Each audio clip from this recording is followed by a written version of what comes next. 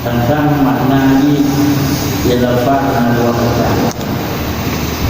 La dilafaz bil-mufti, la dilafaz bil-tasrifi. Artinya Baitullahi dilafaz semua Allah.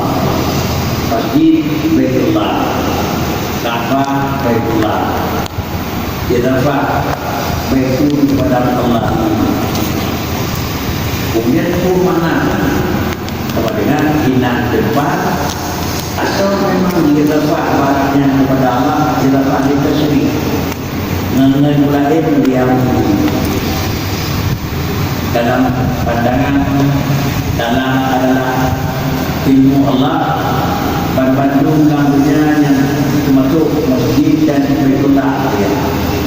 Dan dengan ilmu Allah di masjid dan ilmu Allah di dalam Baitullah menangkan kalimat dilafaz. Kadang-kadang dilafaz tasbihi, kadang-kadang dilafaz. Yang kedua, tambah rumah bak sujud terakhir. Yang pertama rumahnya membaca nama. Min haitsu kana sujud akhir itu adalah merupakan tempat yang dia rupanya pada itu yang baik pada tempat yang banyak karena rupanya rukun kauli yang banyak rupanya sama dengan ini itu yang sengaja untuk kita. Tapi yang rupanya pada tempat yang banyak kecil. Tapi yang banyak tapi hilang ada mualah. Tentang bukan dia bahkan sunat kecil rupanya sujud bagi yakin di mana sujud turun sunat mengkutan mana macam menyong kita lah kan telah berkata karena mengaku saya macam ya sama menyong ini kan menang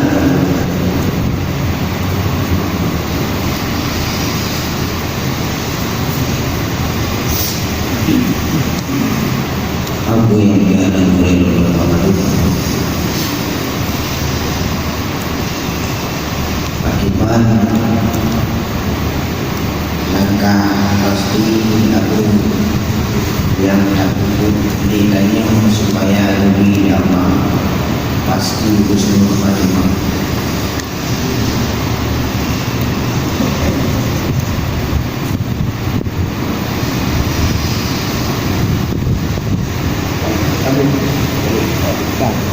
Buatlah buat dirinya supaya Allah Taala pasti lebih husnul khatimah. Ya pun dirinya tak anak itu dengan kepastian. Dirinya macam tertentu dengan kuasanya amat cara syariat yang biasa Bapaknya biasa kurang dan berbaca. Bismillahirrahmanirrahim. Alladzina amanu bil qawli sabit fil hayati dunya wa fil akhirah.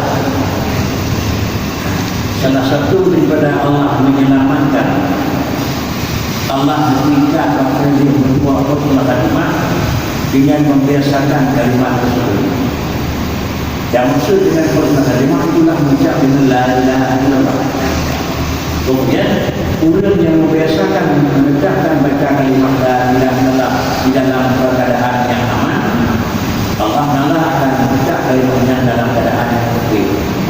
Dengan kata-kata menyebutnya ta'ala illallah firrasa Allah mengaitkan disudah.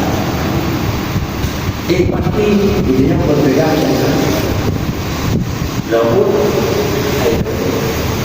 jangan salah satu daripada membiasakan kalimat la ilaha illallah, biasakan kalimat la ilaha illallah di mulut dalam posisi mana rasa memang sedar mata dan kunyung dan bergerak dan bisa bikin dan normal. Membiasakan kalimatnya dalam posisi rasain, maka dalam posisi sidain pada arah itu sidah. Bacanya telah menegakkan apa yang saya katakan. Karena